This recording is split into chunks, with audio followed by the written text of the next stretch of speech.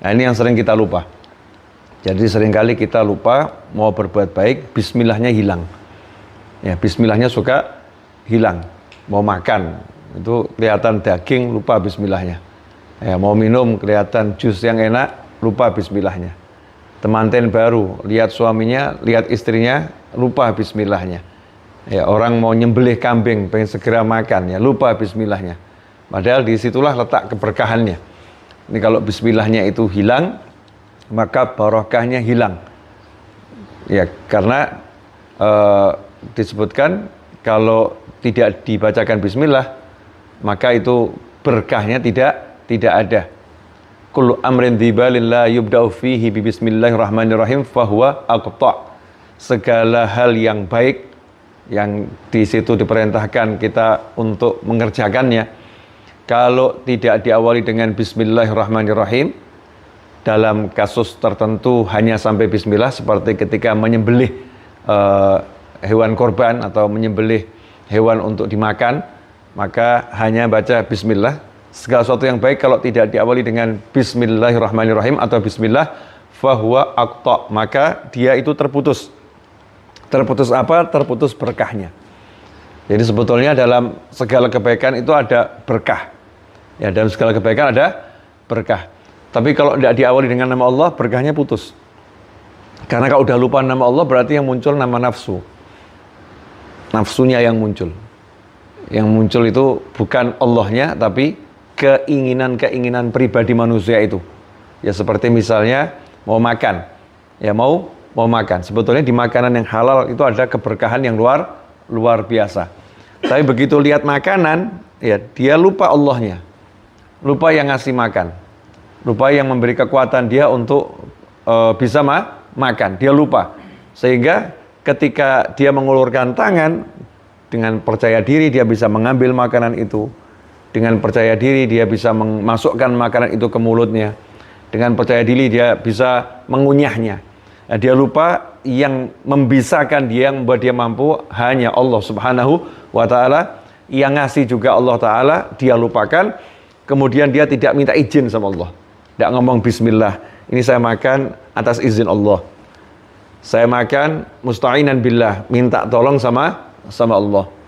Saya makan ini mengharap berkah dari Allah Subhanahu wa Ta'ala. Karena Allah sudah mengatakan seandainya mereka bertakwa, ya, sehingga seandainya ahli warga suatu tempat itu beriman dan bertakwa, maka akan kami turunkan keberkahan dari langit dan munculkan keberkahan dari bumi. Nah, di antara keberkahan dari bumi adalah makanan yang kita makan. Itu keberkahan dari Allah Subhanahu wa Ta'ala. Cuman ada syaratnya.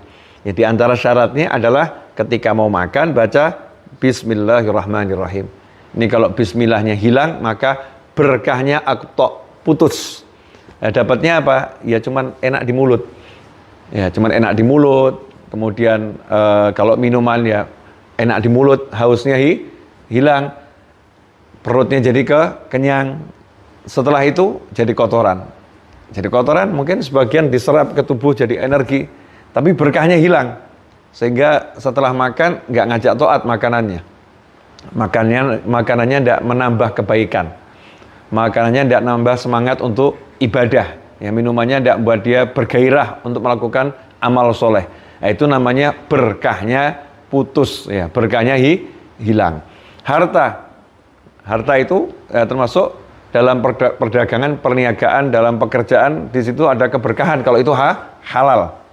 Ya, seringkali orang bilang saya udah kerja yang halal, ya, tapi kenapa kok tidak cukup? Ya, kenapa selalu merasa kurang? Cukupnya itu yang cukupkan Allah. Ya, kalau kita diberi qanaah, rasa qanaah, puas atas apa yang dibagikan oleh Allah Ta'ala, maka semuanya jadi cukup. Tapi kalau nggak punya qanaah, rasa puas, dikasih seberapapun nggak akan cukup. Yang nggak akan pernah cukup. Nah, yang mencukupkan al-mughni, yang mengkayakan, yang mencukupkan hanyalah Allah Subhanahu wa Ta'ala. Tapi ada orang yang dikasih berapapun nggak pernah cukup. Selalu merasa kurang, nggak pernah puas. Kenapa seperti itu? Karena keberkahan rezekinya dicabut sama Allah Ta'ala. Keberkahan rezekinya dicabut.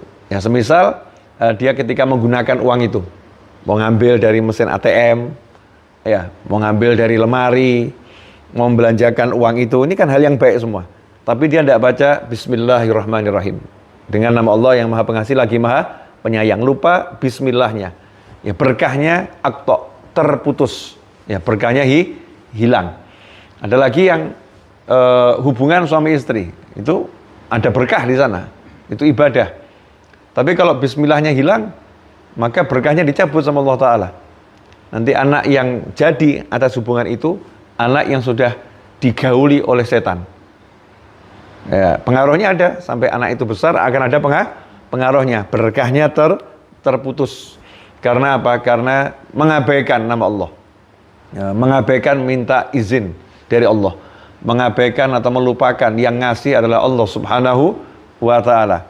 Jadi segala kebaikan kalau tidak diawali dengan Bismillahirrahmanirrahim, fahuwa aqta, dia terputus. Makanya hati-hati sebelum melakukan apapun itu diam sejenak aja, tidak usah lama-lama, cuman sesaat menghadirkan Allah Subhanahu wa Ta'ala. Kita latih diam sebentar, ya Allah itu ada gitu, disadarkan dirinya. Itu yang namanya al-hudur ma'allah, hadir bersama Allah. Ya, kita belum bisa yang 24 jam, tapi minimal di saat-saat tertentu kita diam sebentar, dirasakan Allah itu ada. Terus minta izin sama Allah. Bismillah. Mau pakai sandal, sebelum pakai sandal, hadirkan Allah ada. Allah lihat saya nih. Bismillahirrahmanirrahim. Dengan kaki kanan baca. Mau duduk, ya mau bangun dari duduk, lakukan semua itu. Biar kita betul-betul dalam berkah yang luar biasa. Kemudian yang kedua, alhamdulillahirabbil alamin. Di antara hadis kullu amrin dibalin la yubda'u fihi bi bismillahirrahmanirrahim fa huwa aqta. Di riwayat yang lain juga dengan alhamdulillahirabbil alamin fa huwa aqta. Yang menurut para ulama yang tentang alhamdulillah itu dia lebih kuat nilai hadisnya. Ya, hadisnya lebih kuat. Makanya selalu digabungkan bismillahirrahmanirrahim alhamdulillahirabbil alamin. Alhamdulillahnya jangan dilupakan. Ya, jangan dilupakan karena dalam alhamdulillah itu ada keberkahan yang luar biasa. Rasa syukur pada Allah Subhanahu wa Ta'ala. Seperti yang sudah dijelaskan dalam pembahasan surat Al-Fatihah, orang kalau udah alhamdulillah berarti dia senang hatinya. Hatinya senang, sadar kalau dia dalam nikmat. Nah, masalahnya itu kita tidak pernah sadar kalau dalam nikmat. Sering lupa. Dikatakan tidak pernah sadar bukan karena tidak pernah sadar, tapi karena sering lupa. Sesaat tadi diam sebentar tuh merasakan dalam nikmat, dilatih. Kalau tidak dilatih tidak jadi. Tidak dilatih tidak bisa. Ngelamun tok nanti hidupnya. Hidupnya hanya dalam lamunan. Makan yang lamun, minum yang lamun, duduk yang lamun, apalagi tidurnya. Ya, semua dalam lamunan. Tidak ada kehadiran Allah. Nah, kalau tidak ada kehadiran Allah itu namanya ghafil. Orangnya lalai, ghaflah. Ya, perbuatan namanya ghaflah, kelalaian. Dikatakan lalai apa? Karena tidak menghadirkan Allah Subhanahu wa Ta'ala. Gimana caranya? Kita melatih diri kita sesaat Bismillahirrahmanirrahim. Kalau ada Bismillah, alhamdulillah, syukur. Ya, kita syukur. Nanti ucapan pertama kali ahlul jannah adalah alhamdulillahirabbil alamin. Itu ucapan pertama kali begitu orang masuk surga. Langkah kakinya nih, klek langsung alhamdulillahirabbil alamin. Ya, kita belajar bangun tidur baca alhamdulillahilladzi ahyana ba'da ma amatana wa ilaihin nusyur. Di antara fadilahnya baca alhamdulillahilladzi ahyana ba'da ma amatana wa ilaihin nusyur. Kalau bangun tidur diam sesaat, syukur sama Allah Ta'ala. Dikatakan oleh para ulama, nanti kalau dia dimasukkan di kubur, saat jenazahnya dimasukkan di kubur, kemudian ditimbun, datang malaikat untuk mungkar wa nakir menanyakan tentang siapa Tuhannya, siapa nabinya sampai akhir. Maka di situ dia dalam keadaan bangun, ya, dia merasa baru bangun dari tidur. Maka dia mengucapkan alhamdulillahilladzi ahyana ba'da ma amatana wa ilaihin nusyur. Maka Allah melarang malaikat tadi untuk nanya lagi siapa Tuhannya, siapa nabinya. Karena apa? Karena dia sudah bersyukur pada Allah Subhanahu wa Ta'ala. Dia sudah bukan lagi tahu Tuhannya Allah, bahkan dia bersyukur pada Allah Subhanahu wa Ta'ala. Ini diantara manfaatnya baca alhamdulilladzi ahyana ba'da ma amatana wa ilaihin nusyur. Tapi banyak orang yang bangun tidur langsung yang diambil handphonenya, bukan ingat sama Tuhannya. Bangun tidur langsung ngecek ada WA masuk atau tidak. Ya, bangun tidur ya langsung dipikir, ini ya ini sudah jam berapa, nanti ada janji sama siapa. Bangun tidur, handphone yang dicari. Bukan Allah Subhanahu wa Ta'ala yang berikan kehidupan. Tidak syukur sama Allah Ta'ala yang memberikan nyawa padanya lagi. Rohnya dibuat hidup lagi, badannya sehat. Nah, ini kalau udah awalnya nggak syukur, bagaimana dia bisa syukur sepanjang hari? Jadi orang awalnya tidak syukur, bagaimana bisa bersyukur sepanjang hari? Artinya apa? Kalau awalnya nggak disyukuri, maka selanjutnya nggak akan dapat nikmat. Ya, karena la in syakartum la azidannakum, wa la in kafartum inna adzabi lasyadid. Jadi kalau pagi itu udah nggak syukur, maka selanjutnya akan nggak enak. Peringatan terus dari Allah Ta'ala. Peringatan tentang, ya itu, kamu harus ingat kalau dalam nikmat. Makanya biar bentuk azabnya Allah, biar orang ingat dalam nikmat, dikasih apa? Biar orang ingat punya nikmat sehat, dikasih apa? Kasih sakit. Ya, biar orang ingat punya nikmat harta, dikasih apa? Kesulitan cari rezeki. Biar orang ingat punya nikmat kedudukan, dikasih apa? Ya dikasih tadi, kedudukannya dicabut sama Allah Ta'ala, kedudukannya dibuat turun, ya. Lawannya, ya dikasihlah lawannya. Itu namanya di antara azabnya Allah Ta'ala di dunia sebelum di akhirat. Ya di dunia itu azabnya sekedar peringatan, biar sadar. Ya biar sadar. Kalau nggak sadar lanjut, naudzubillah min dzalik sampai neraka. Naudzubillah min dzalik, Allahumma ajirna minan nar. Nah, karena itu baca alhamdulillah awal pagi itu pentingnya luar biasa. Sangat-sangat penting karena selanjutnya hidup kita sedikit banyak atau banyak sedikit ya bergantung kepada syukur kita di pagi hari. Kalau awalnya udah syukur, maka insya Allah nanti akhirnya juga syukur. Ya karena manusia itu sebagaimana dia mengawali, nanti insya Allah dia akan berakhir seperti itu. Ya akan berakhir seperti itu. Kalau awalnya takbir, insya Allah akhirnya salam.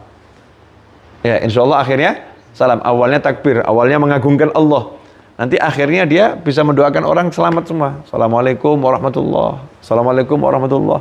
Semua orang didoakan selamat. Karena di awal dia udah mengagungkan Allah Subhanahu wa Ta'ala. Bukan mengagungkan harta, pangkat, derajat, manusia, makhluk Allah. Tidak. Allah yang diagungkan. Alhamdulillahi Rabbil Alamin. Ini punya pesan yang penting. Kalau pengen hidupnya bahagia, yaitu selalu dalam syukur kepada Allah Subhanahu wa Ta'ala. Maka la tasta'jil, jangan jadi orang yang tergesa-gesa. Al-ajilah minasyaitan, waradha minar rahman. Ya, sikap tergesa-gesa itu bisikannya setan. Dan sikap orang itu tidak tergesa-gesa, ya lawannya tergesa-gesa, tidak tergesa-gesa. Bahasa Indonesianya tidak ada, bukan nyantai. Nyantai itu bisa konotasinya negatif, bisa jadi nyantai banget dia, bisa jadi males ya. Tapi kalau dalam bahasa Arab dia punya satu makna. Lawannya tergesa-gesa itu ta'anni. Ta'anni itu apa? Sikap tenang hati. Ya hatinya tenang. Jadi kalau mau kita terjemahkan ya, kamu jangan tergesa-gesa, tenang dulu sebentar. Karena tergesa-gesa itu bisikannya setan. Tenang dulu sebentar, ya itu adalah ilham dari Allah Subhanahu wa Ta'ala. Allah yang mengajarkan. Tenang sebentar. Bangun tidur, tenang sebentar. Ingat sama Allah. Ya, mau makan tenang sebentar. Mau aktivitas apapun, jangan tergesa-gesa. Tenang sebentar, kemudian melakukan aktivitas. Alhamdulillahirabbil alamin wa asyhadu an la ilaha illallah al-malikul haqqul mubin wa asyhadu anna Muhammadan abduhu wa rasuluhu as-shadiqul amin sallallahu alaihi wa ala alihi wa sahbihi wa tabi'in amma ba'd. Ya setelah alhamdulillah, bismillah alhamdulillah, kemudian syahadat, kemudian sholawat dan salam pada Nabi Muhammad sallallahu alaihi wasallam, juga kepada keluarganya Rasulullah, kepada sahabatnya Rasulullah. Sholawat kepada sahabat itu tidak pernah dilakukan oleh Nabi Muhammad SAW. Ya, Rasul tidak pernah menyolawati sahabatnya. Ya, sholawat kepada sahabat itu kita yang melakukannya. Ya, kita yang melakukannya. Kenapa? Karena ada sholawat pada keluarga Nabi Muhammad Sallallahu Alaihi Wasallam. Dikiaskan dari situ, maka ya kita boleh bersolawat, bahkan dianjurkan bersolawat kepada sahabatnya Nabi Muhammad Sallallahu Alaihi Wasallam. Karena di antara keluarganya Rasulullah itu juga sahabatnya Rasulullah. Iya, keluarga Rasulullah juga sahabatnya Rasulullah SAW. Karena itu kalau ada orang bilang sholawat ini bid'ah, ya, sholawat ini bid'ah, nggak pernah diajarkan Nabi Muhammad SAW. Sholawat ini bid'ah, ya, nggak pernah diajarkan Nabi Muhammad SAW. Nah, ini sholawat yang dibaca sama banyak orang itu, pakai kepada sahabat itu juga nggak diajarkan oleh Nabi Muhammad SAW. Ya, itu adalah ajarannya para ulama untuk mensolawati para sahabat. Jadi sebetulnya amal kebaikan itu kalau nggak dicontohkan sama Nabi, ya selama itu bukan ibadah mahdhah, bukan merubah ajaran sholat, bukan ya, tapi amal ibadah yang sifatnya memberi gagasan kebaikan, ya gagasan kebaikan yang ada sumbernya dari Al-Quran maupun hadis, ya meskipun tidak dicontohkan langsung oleh Nabi Muhammad SAW, maka itu adalah bid'ah hasanah, sesuatu yang dibuat setelah Nabi Muhammad SAW, tetapi dia baik dan dianjurkan kita untuk menyebarluaskannya dan mengamalkannya. Ya seperti misalnya penyusunan mushaf menjadi 30 juz satu mushaf, kemudian lengkap dengan fathah kasrohnya, dengan titik-titiknya semua nun, ba, ta, tha, jim, ha, kha, bisa dibedakan karena ada titiknya, ain, ghain dibedakan karena ada titiknya. Yang awalnya itu di penulisan Al-Quran zaman awal, itu tidak ada titiknya, tidak ada fathah kasrohnya, tapi lengkap sekarang mushaf, bahkan sudah ada warna-warnanya. Nah, ini namanya mushaf, ini adalah disusun dengan cara yang baru, yang untuk mempermudah umat membaca, tapi tidak merubah mushafnya. Ya nun ya tetap nun, ya tetap ya, jim ya tetap jim, tapi dikasih warna. Kemudian juga ilmu tajwid, ya ilmu tajwid. Semua itu adalah bentuk bid'ah, ya menyusun keilmuan sendiri. Ada ilmu tajwid, ya ada ilmu tafsir, ya disusun jadi ilmu sendiri. Itu adalah suatu bid'ah yang hasanah, yang kita disuruh melakukannya dan menyebar luaskannya. Maka jangan ribut-ribut lagi tentang bid'ah. Bid'ah yang dhalalah adalah bid'ah dalam akidah. Kalau akidahnya itu menyalahi akidahnya Nabi Muhammad Sallallahu Alaihi Wasallam, semisal ya orang yang membahas Allah ada di mana, nah, itu suatu hal yang bid'ah, nggak pernah dilakukan oleh Nabi, tidak pernah dilakukan oleh para sahabat radhiyallahu taala ajmain. Pertanyaannya aja sudah suatu bid'ah, karena Allah Maha Suci dari tempat bertempat di suatu tempat. Maha Suci Allah dari segala bentuk yang ada dalam makhluknya Allah Subhanahu wa ta'ala. Maha Suci Allah dari diserupakan dengan ciptaannya. Nah, itu yang disebut bid'ah, itu yang begitu tuh. Justru ngurusin yang seperti itu adalah bid'ah. Kemudian amma ba'd fahadhihi fawaid bihasbil warid min fathi jamilil awaid ala abdihil qasir Abdullah bin Husain bin Tahir. Kitab ini disusun oleh Habib Abdullah bin Husain bin Tahir. Beliau adalah seorang ulama besar rahimahullah, gurunya Muftil Haramain. Beliau gurunya Muftil Haramain yang bernama Habib Muhammad bin Husain Al-Habsyi. Jadi Habib Muhammad bin Husain Al-Habsyi, Muftil Haramain, mufti Mekah dan Madinah, itu punya guru namanya Habib Abdullah bin Husain bin Tahir. Habib Muhammad bin Husain Al-Habsyi itu punya putra, di antaranya Habib Husain bin Muhammad bin Husain Al-Habsyi. Habib Husain juga jadi Muftil Haramain. Habib Husain merupakan guru daripada Ya Hasyim Asy'ari, Ya Khalil Al-Bangkalani, dan ulama-ulama besar yang ada di Nusantara ini. Ya berguru kepada Habib Husain bin Muhammad bin Husain Al-Habsyi. Sementara Habib Muhammad bin Husain Al-Habsyi adalah muridnya Habib Abdullah bin Husain bin Tahir. Jadi kalau kita bisa katakan Habib Abdullah bin Husain bin Tahir adalah salah satu kakek gurunya Mbah Hasyim Asy'ari, Ya Khalil Al-Bangkalani, dan ulama-ulama besar yang ada di Nusantara. Beliau punya murid yang sangat hebat-hebat, ya, murid yang sangat luar biasa, dan amal yang luar biasa. Ya, amal yang luar biasa. Ini kalau suruh bahas amalnya beliau, maka satu hari tidak cukup hanya untuk menjelaskan amalan beliau dalam satu hari. Salah satu contohnya, mau masuk bulan Ramadan, Habib Abdullah bin Husain bin Tahir itu kumpulkan anak-anaknya. Kemudian ditanya, siapa di antara kalian yang masih punya sisa waktu? Yang waktunya sisa. Anak-anaknya nanya, Kenapa Abah kok nanya masih punya sisa waktu? Kalau masih ada sisa waktu, saya beli aja. Karena Ramadan itu suruh nambah amal. Sementara waktunya Abah 24 jam sudah habis buat beramal. Jadi Ramadan tidak bisa nambah amal lagi. Abah butuh tambahan waktu. Siapa yang punya? Cara didik anaknya begitu. Cara didik putra-putranya seperti itu. 24 jam waktunya untuk ibadah. Sementara kita Ramadan sudah tarawihnya 20 rakaat, witirnya 11, tasbihnya 4 rakaat, kemudian kita baca Al-Quran 2 juz dan sebagainya. Itu kita masih ada kalimat, yuk kita jalan-jalan, yuk menghabiskan waktu. Ya, masih sisa waktu yang luar biasa. Bahkan yuk kita tidur, yuk menghabiskan waktu. Sisa waktu yang luar biasa. Bayangkan seorang manusia 24 jam, tidak ada satu detik pun yang tidak digunakan untuk ibadah, untuk amal soleh. Semua ada amal solehnya. Yang dimaksud ada amal solehnya apa? Bukan asal-asalan. Teratur betul. Jam sekian amalnya ini, jam sekian amalnya ini, jam sekian amalnya ini.